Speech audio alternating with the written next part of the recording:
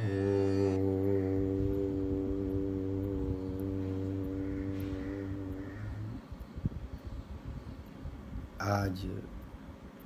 21 तारीख है। हम लोग विवेक चूड़ामणि पर विचार कर रहे थे और विचार के अंत में जो 7वां श्लोक है उसमें भगवान भाष्यकार ने मैत्रेयी और याज्ञवल्क्य के संवाद का सार प्रस्तुत किया। उसमें यही कहा, अमृतत्वस्य नाशास्ति वित्तेन इति। वित्त के द्वारा मनुष्य उस अमृत तत्व को प्राप्त नहीं कर सकता जिसके बाद मनुष्य के जीवन में कृतार्थता आती है। मनुष्य के जीवन में कृतार्थता कैसे आए? तो मनुष्य जब ज्ञान प्राप्त करता है तो ज्ञान प्राप्त करने से ही मनुष्य के जीवन में कृतार्थता आती है। एक बड़ी महत्वपूर्ण बात है, इस बात में बड़ी गहराई है। ज्ञान अप्राप्त वस्तु की प्राप्ति नहीं कराता। ज्ञान जो हमें नित्य प्राप्त है और उसकी जो विस्मृति हो गई है, उस विस्मृति की हमें स्मृति दिलाता है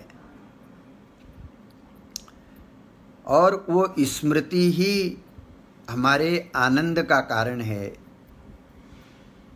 और विस्मृति ही हमारे दुख का कारण है। तो वो स्मृति हमें उपलब्ध हो, उसके लिए हमें क्या करना चाहिए, उसके बारे में आज का प्रसंग है।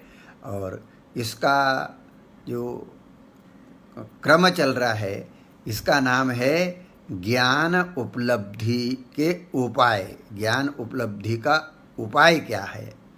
तो इसलिए अब भाष्यकार कह रहे हैं विवेक चूड़ामणि का ये 8वां नंबर का श्लोक है। अतो विमुक्ते परयतीत विद्वान् संन्यस्त बाह्यार्थ सुख प्रिय सन् संतं महन्तं समुपेत्य देशिकं तेनोपदिष्टार्थ समाहितात्मा। सबसे बड़ी बात है कि मनुष्य के अंदर मुक्त होने की आकांक्षा होनी चाहिए, क्योंकि जब तक संसार उसको बंधन रूप मालूम नहीं पड़ता तब तक वह अपनी मुक्ति का प्रयत्न नहीं करता। ये बहुत बहुत जन्मों का जब मनुष्य का पुण्य उदय होता है तब मुक्ति की तरफ मनुष्य की प्रवृत्ति होती है। इसलिए भाष्यकार कहते हैं, अतो विमुक्ते प्रयतेत विद्वान। जो विद्वान है, विद्वान का अर्थ क्या आपको स्पष्ट किया है मैंने। विद्याया सा विमुक्तये, जिसकी प्रवृत्ति ऐश्वर्य के प्रति नहीं, जिसकी प्रति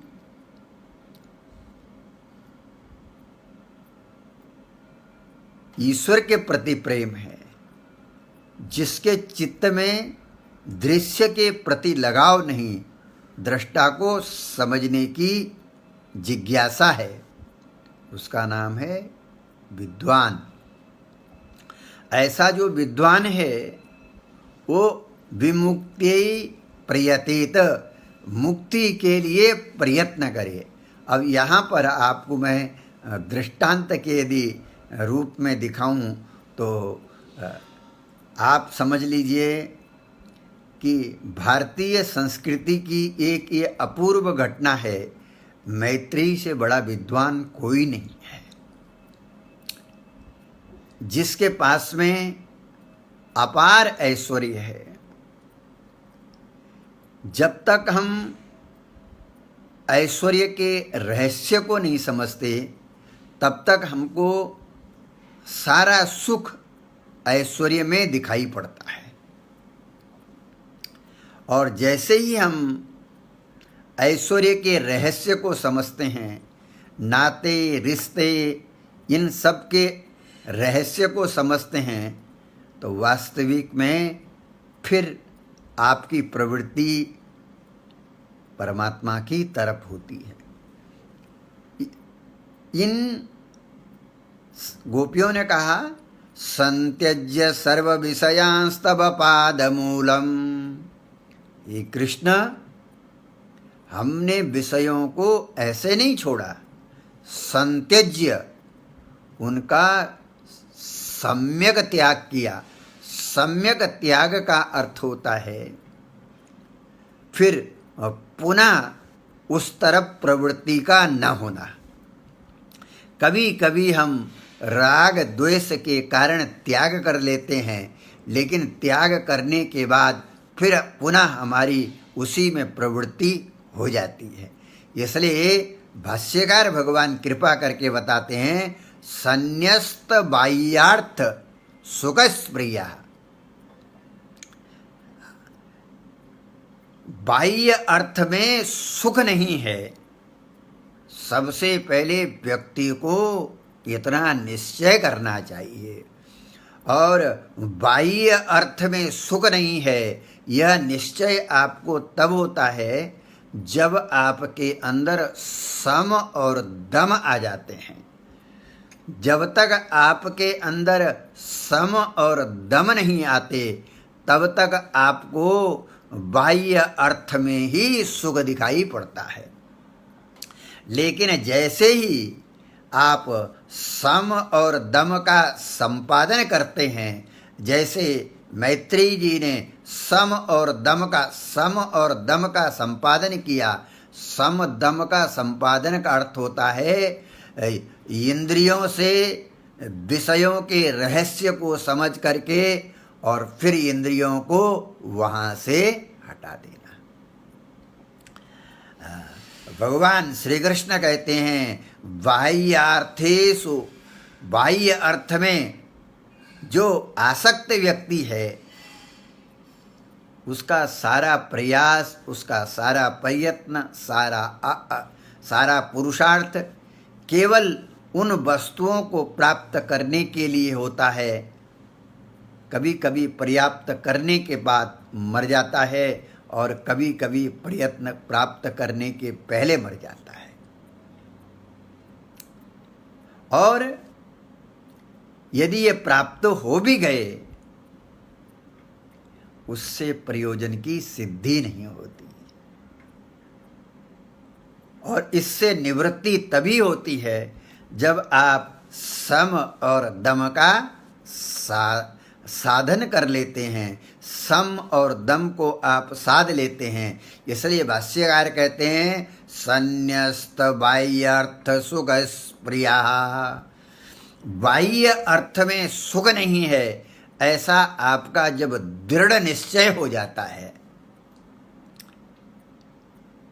फिर क्या करे? संतं महंतं समुपेत्य देशिकम्। यहाँ पर बहुत छोटा सा दृष्टांत है, आप लोग कई बार सुन चुके हैं। जिस प्रकार महाराज परीक्षित ने, जब समीक ऋषि ने उन्हें श्राप दे दिया, और श्राप देने के बाद उन्होंने यह निश्चय कर दिया कि ये जितना बाह्य अर्थ है, ये मुझे अब मृत्यु से बचा नहीं सकता। और जब आप ये निश्चय कर लेते हो कि यह मृत्यु से बचा नहीं सकता, तब आपकी दूसरी जगह प्रवृत्ति होती है। उदाहरण के लिए, ऐसे आपको खूब प्यास लगी हुई है, और आपके सामने एक घड़ा पड़ा हुआ है, और आपको यह सम्यक बोध हो जाए कि इस घड़े में जल नहीं है, तब आपकी उस घड़े की तरफ प्रवृत्ति नहीं होगी, तब आपकी प्रवृत्ति दूसरी तरफ होगी। इसी प्रकार से भाष्यकार कहते हैं, आपके जीवन का अनुभव यह कहता है कि बाह्य अर्थ में सुख नहीं है। बाह्य अर्थ में जो हमको सुख की प्रतीति होती है, उसके लिए महात्मा लोग एक दृष्टांत देते हैं, बड़ा प्यारा दृष्टांत है कि कुत्ता जब हड्डी को चूसता है तो कुत्ते के जबड़े से खून निकलता है और कुत्ते को ऐसा महसूस होता है कि विषय से सुख मिल रहा है। धीरे धीरे जब उसके जबड़े घायल होते हैं तब वो हड्डी को छोड़ता है, तब उसको मालूम पड़ता है कि हड्डी में सुख नहीं है। इसी प्रकार से हम लोग जब चिंतन और मनन करते हैं तब हमको यह मालूम पड़ता है कि बाह्य अर्थ में सुख नहीं है।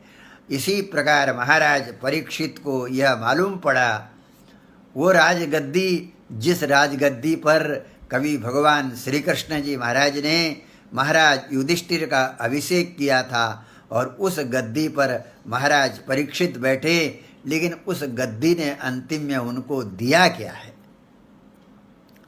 ये बाह्य अर्थ सुख नहीं दे सकता। इसलिए फिर उन्होंने क्या किया? संतं महंतं समुपेत्य देशिकं। लेकिन इसके लिए भी एक बड़ी, तुलसीदास जी महाराज ने बहुत बड़ी बात कही है, बिनु हरि कृपा मिलहि नहीं संता।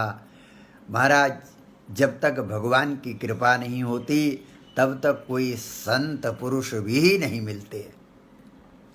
वास्तविक में संत पुरुष मिलना बहुत कठिन काम है, क्योंकि शास्त्रों में संतों की व्याख्या की है, अस्ति ब्रह्मेति चेद वेद। जो व्यक्ति यह निश्चय करता है कि मेरे प्रत्येक कर्म को कोई देख रहा है ना। आजकल चोर कहीं घुसते हैं तो वहाँ पर सीसीटीवी कैमरे लगे रहते हैं, तो चोर भी ईमानदार बन जाते हैं। और जहाँ पर सीसीटीवी कैमरे नहीं लगे होते वहाँ पर वो अपनी तिलक छाप लगा करके आते हैं और चोरी करके चले जाते हैं, क्योंकि उनको ये निश्चय हो जाता है कि मुझे कोई देख नहीं रहा। इसी प्रकार से जिस व्यक्ति को यह निश्चय है कि मेरे प्रत्येक कर्म को दृष्टा देख रहा है, श्रुति स्वयं कहती है, नहीं दृष्टोर दृष्टे लोपो विप्रतिपद्यते। दृष्टा की दृष्टि का कभी लोप नहीं होता। कहने का तात्पर्य यह कि दृष्टा की दृष्टि से कुछ भी छुपा हुआ नहीं है। जो व्यक्ति यह निश्चय कर लेता है उसी का नाम संत है। ऐसे संत कौन? सुखदेव जी महाराज। संत दो प्रकार से संत मिलते हैं, या तो भगवान की कृपा हो जाए और दूसरा कहते हैं पुण्य पुंज बिनु मिलहि नहीं संता। जब अनंत जन्म के पुण्य उदय होते हैं तब कोई भगवान शंकराचार्य जैसा महापुरुष, स्वामी रामकृष्ण परमहंस जैसा महापुरुष हम लोगों को प्राप्त होता है, जो हमसे कोई अपेक्षा नहीं रखता लेकिन हमको सब कुछ देने की सामर्थ्य रखता है। भगवान सुखदेव जी महाराज की राजा परीक्षित से कोई अपेक्षा नहीं, लेकिन राजा परीक्षित के ऊपर भगवान की कृपा है और राजा परीक्षित के अंदर अनंत जन्म की पुण्य हैं। इसलिए संतम महंतम समुपेत्य देशिकम, उनके शरण में जा कर के और फिर उनके द्वारा जो उपदेश किया गया है उस उपदेश को तेन उपदिष्टार्थ, उन्होंने जिस अर्थ का उपदेश किया, तात्पर्य यह है जो स्वार्थ से रहित हो करके आपको उपदेश करेगा वह सत्य वस्तु का ही उपदेश करेगा, क्योंकि उसने अपने जीवन में इंद्रियों को और मन को साध रखा है। जिस व्यक्ति ने अपने जीवन में इंद्रिय और मन को साध रखा है उस व्यक्ति के जीवन के लिए कोई बाह्य पदार्थ सुख का कारण नहीं हो सकता। इसलिए तेन उपदिष्टार्थ, उनके द्वारा उपदिष्ट किया गया जो अर्थ है, और उस जब आपके अंदर भी संयम आता है, संसार की असारता का बोध होता है, तो भी आपके चित्त में परमात्मा की जिज्ञासा होती है। भगवान सुखदेव जी महाराज के सामने राजा परीक्षित प्रार्थना करते हैं, हे प्रभु, यदोर्धर्मशीलस्य नितराम मुनिसत्तमः, और अंतिम में प्रश्न करते हैं क्या, अब आप मुझे उस परमात्मा की कथा सुनाओ। मातुश्च मे यह शरणम गताया, वो विपत्ति के समय मेरी माता जिस परमात्मा की शरण में गई थी, क्योंकि अनेक प्रकार की संपत्ति हमारे जीवन में थी, अनेक प्रकार के महान रक्षक हमारे पास में थे, लेकिन परीक्षित को कोई बचाने में समर्थ नहीं था, न अर्जुन न भीम। उस समय जिस परमात्मा ने मेरी माता की रक्षा की, उस परमात्मा के बारे में आप मुझे बताओ। और सुखदेव जी महाराज ने उसी परमात्मा का उपदेश उसे किया। तेन उपदिष्टार्थ, उन्होंने उस अर्थ मैंने उस भगवान श्री कृष्ण का उपदेश किया, और राजा परीक्षित ने उन्हीं भगवान श्री कृष्ण में अपनी आत्मा को समाहित कर दिया। आगे आचार्य कहते हैं, उद्धरेत आत्मना आत्मानं मग्नं संसार वारिधौ योगारूढ़त्वम् आसाद्य सम्यक दर्शन निष्ठया। क्या करे, सम्यक दर्शन निष्ठया। सम्यक दर्शन, सम्यक दर्शन का अर्थ होता है वासना की दृष्टि से किसी का विचार नहीं करे।